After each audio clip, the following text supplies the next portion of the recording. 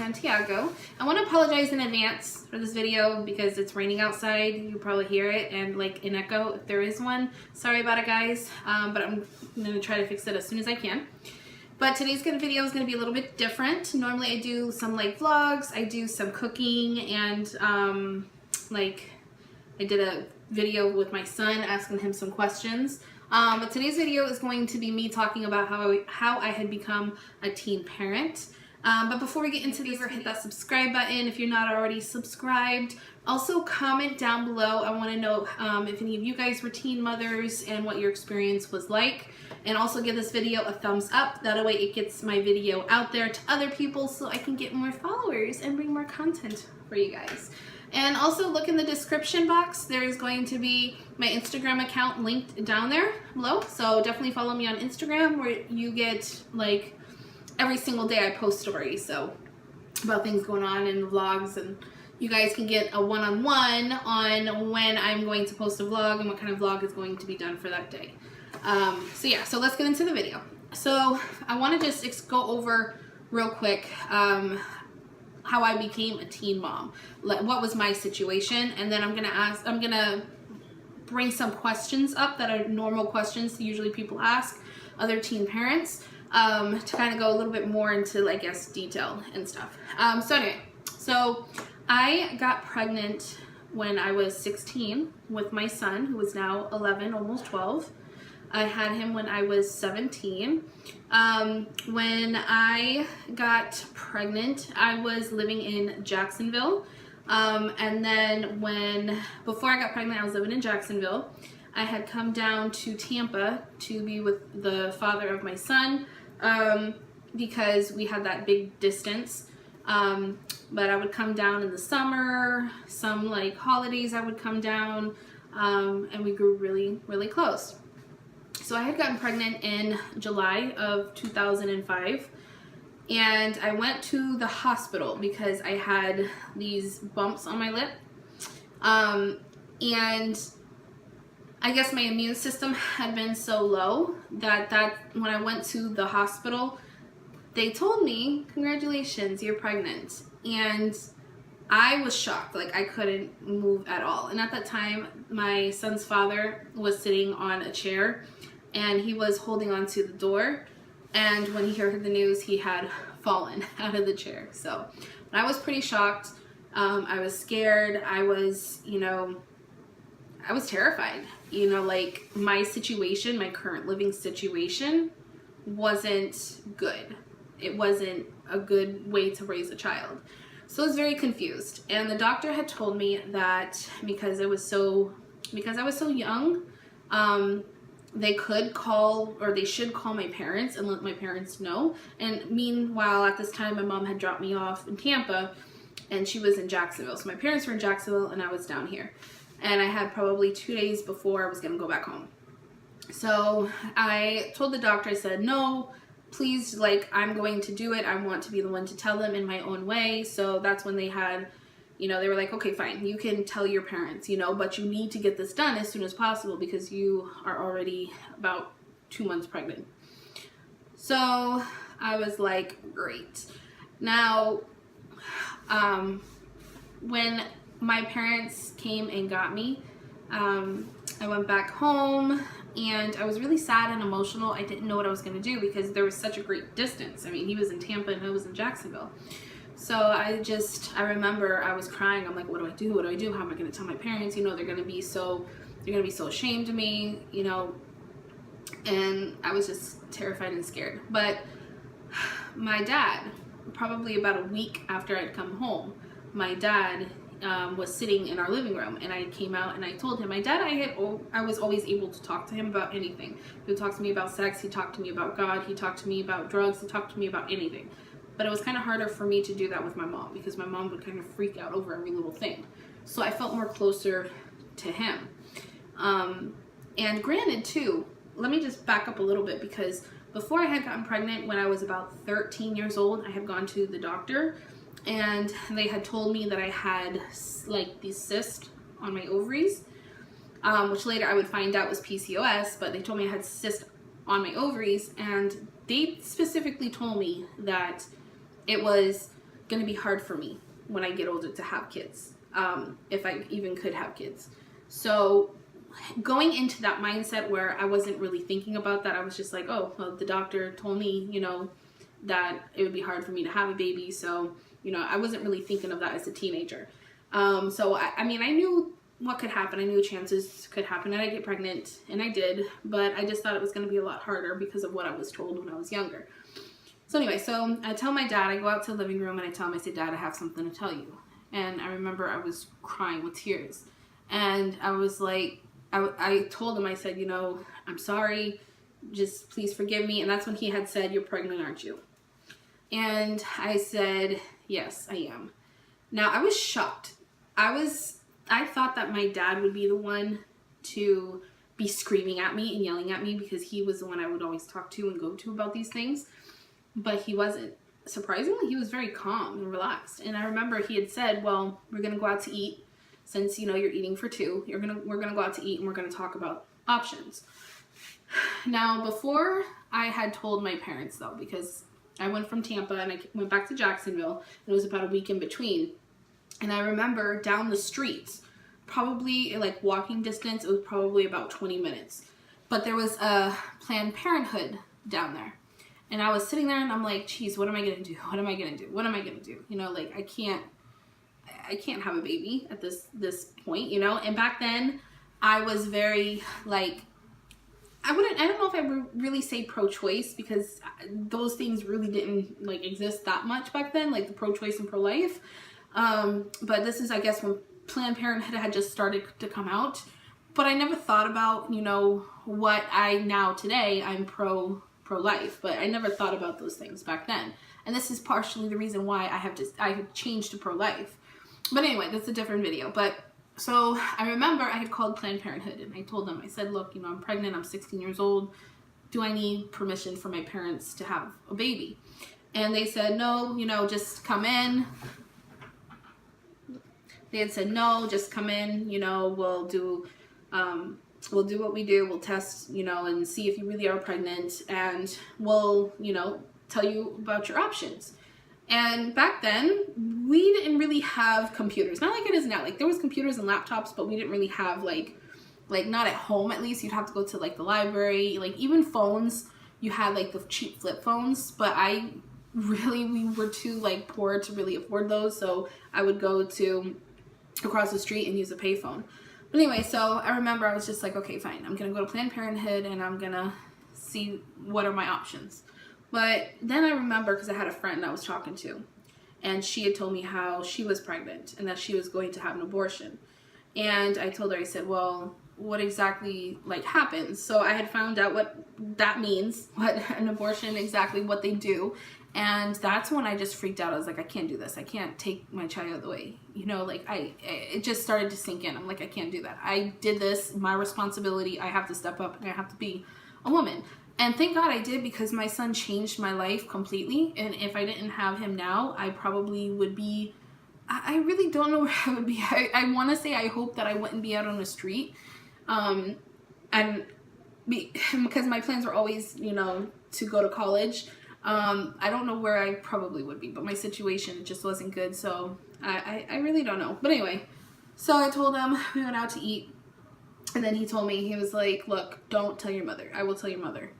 But I couldn't, like I had to. So I remember he went to work the next day and I had written a note. And basically almost the same way. And I woke her up and I gave her the note and I said, here. And I sat in my room and I was crying. And she comes in and starts screaming at me and going off like crazy, like berserk. So I remember I threatened to run away. So then I call my dad and I tell him, he's at work, and I tell him, I say, Mom's going to kill me, you know, she's threatening me and all this stuff. Like, what do I do? So he had come home and we finally talked about it. So after all that happened, it was about, I believe, November when we had decided, okay, well, he needs to be responsible for this child too. It's not just going to be on you. My dad had told me, you're not going to get an abortion. You're not going to give the baby up for adoption. This is your child and you need to take care of it. These are our values. This is what we believe.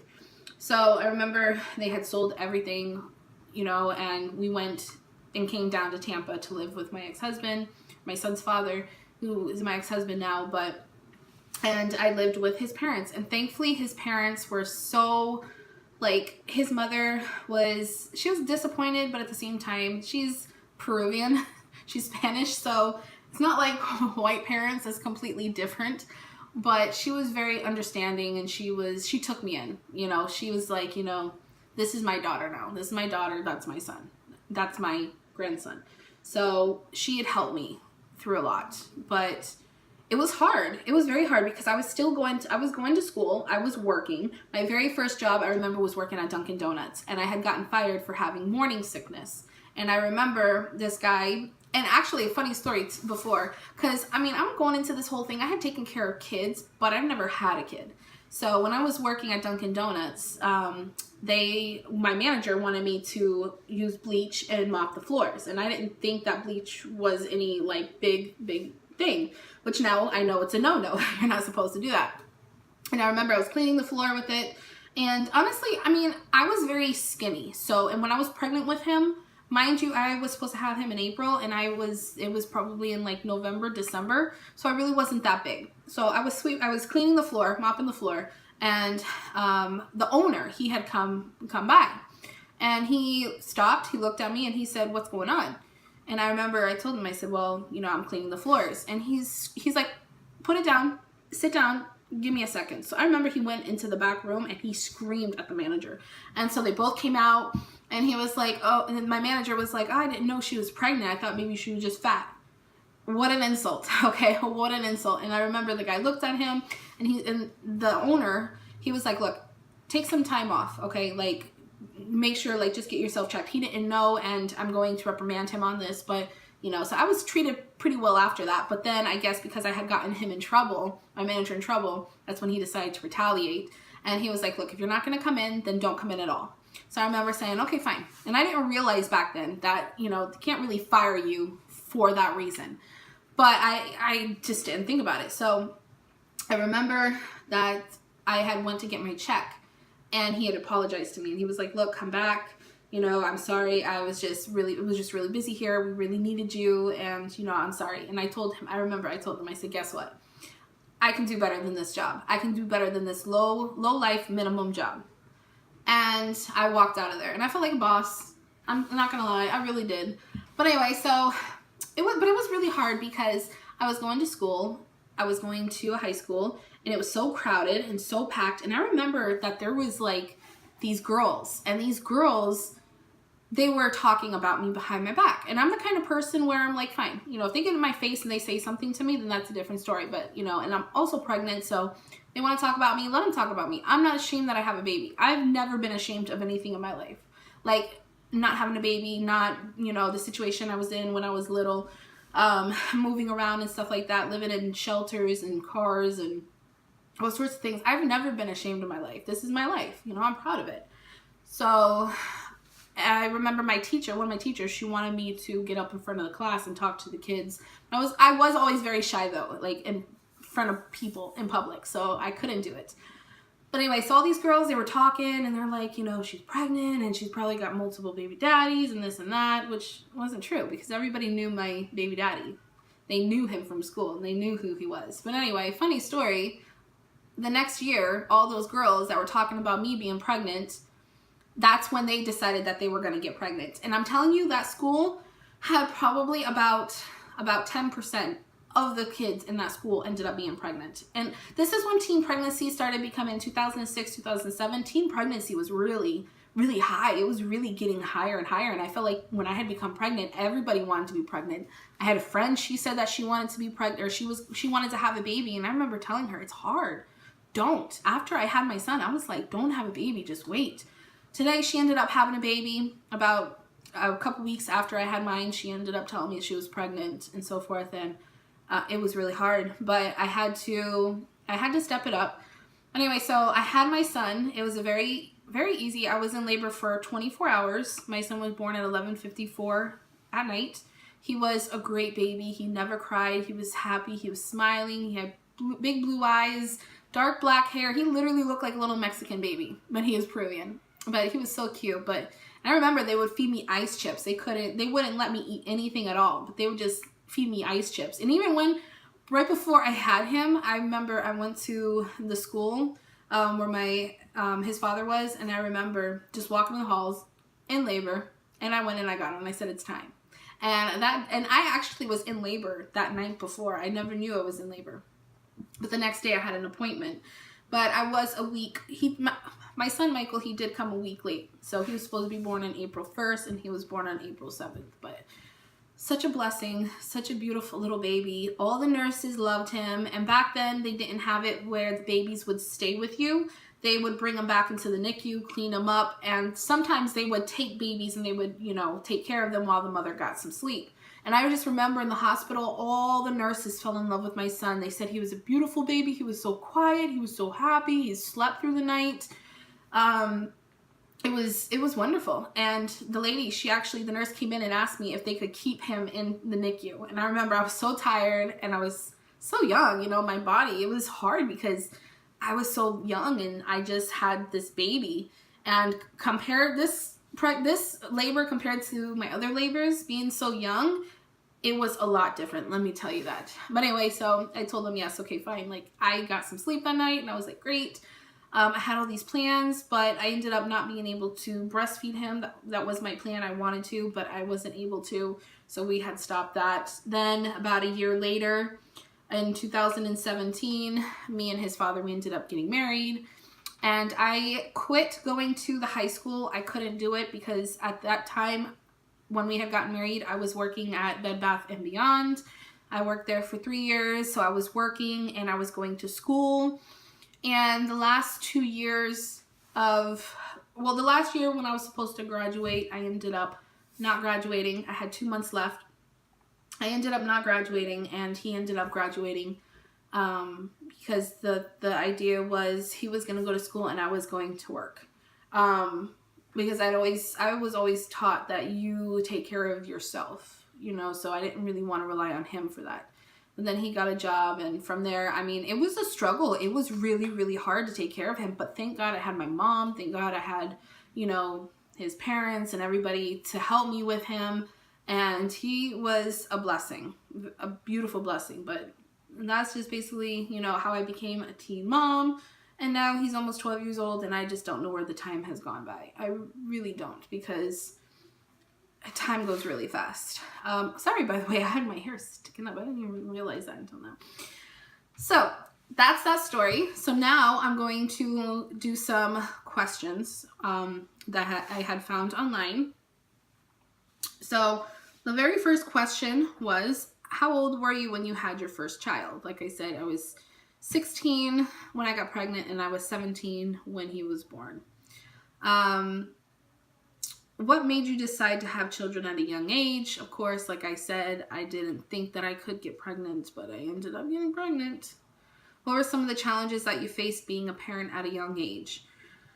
Just between balancing work and school and having to quit school so I could work, and not wanting to live with my son's grandparents because I wanted to be on my own. That was the hardest part, is just balancing all of it. Motherhood wasn't really hard. It came very easy to me. It was just balancing all the other stuff that's important like that. How did you cope with the difficulties of raising a child?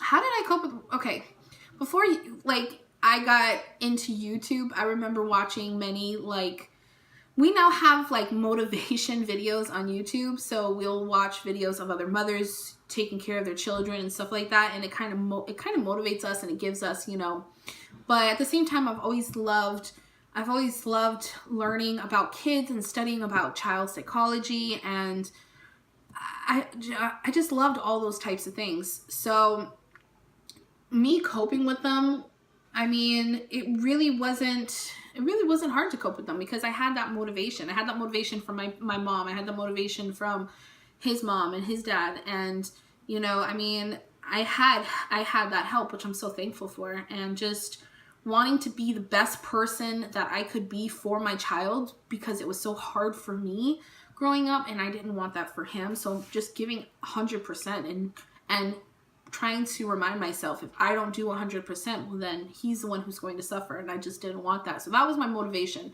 to do better for him And, you know, my motivation as like watching other mothers and getting advice from them and talking to other, I remember talking to other teen mothers. We had MySpace back then, and I remember a whole support group on MySpace, and I had met another young mother on MySpace, and we became good friends. So that's really what motivated me. Did you have any goals before becoming a mother that were hindered after becoming a mother? Yes, I wanted to take a year off. I wanted to graduate high school. I wanted to be the first person to graduate college, which I did go to college as a nail tech.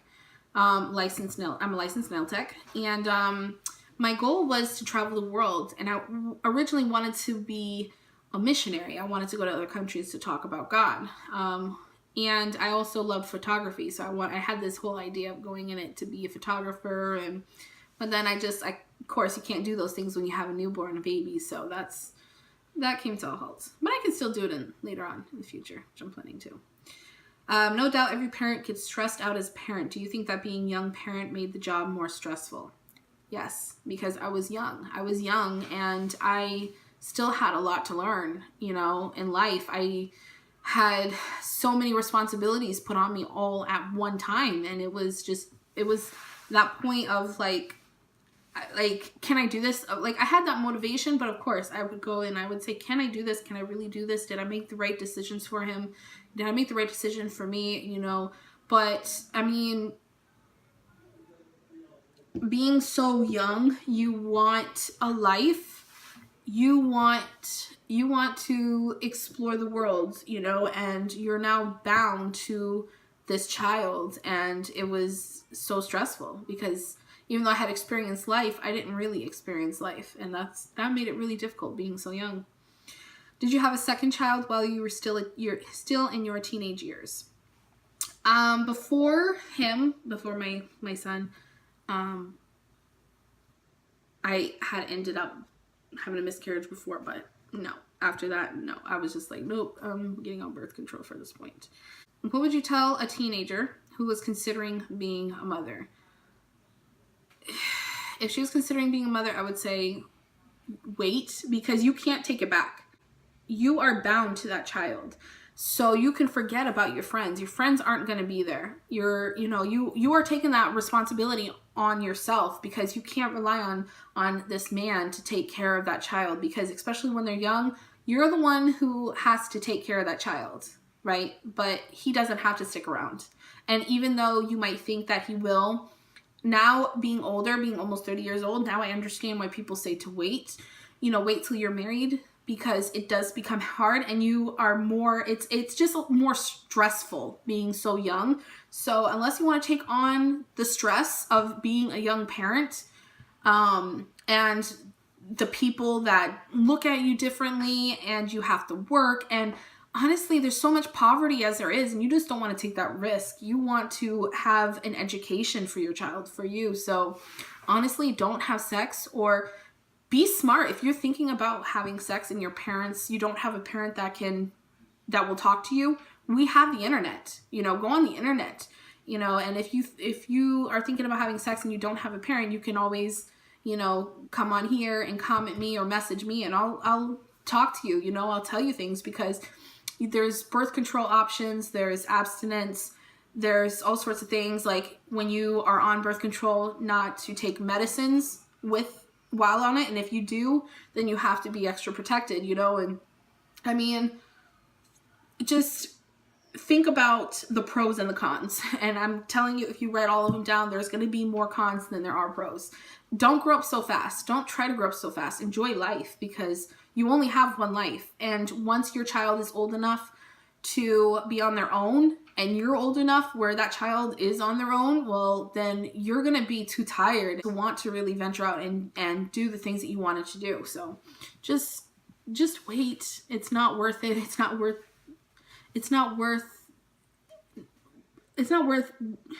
taking that risk of being on your own, put it that way. If you could go back in time and do it all over again, would you do it the same? Yes, I would, of course.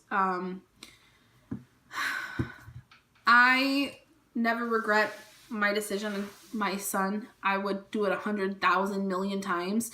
I wish that if I could go back in time and I could have him at a later age, but it would be who he is now, then I would also want that. But, you know, my son is very important to me. We grew up together. He helped me grow up into a woman, and we grew up together because I was still a child when I had him, you know, and my son is my life. He is the blessing, you know, and we've been through so much and we've accomplished so much. So I don't regret anything, and I love my son more than I love myself.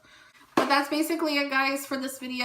I hope you liked it. I hope I answered some questions. If you guys had any questions, or in the future have any questions and you're watching this video, also, like I said, comment down below. I want to hear the experiences that you guys have had if you were a teen parent. And if you guys want me to do any other videos like this talking about teen pregnancy, when I was a teen parent, any questions that you guys have, leave them down in the comments below, and I'll make another video that, you know, a video that you guys will be able to come to if you guys have any questions and you can't talk to anybody else about them.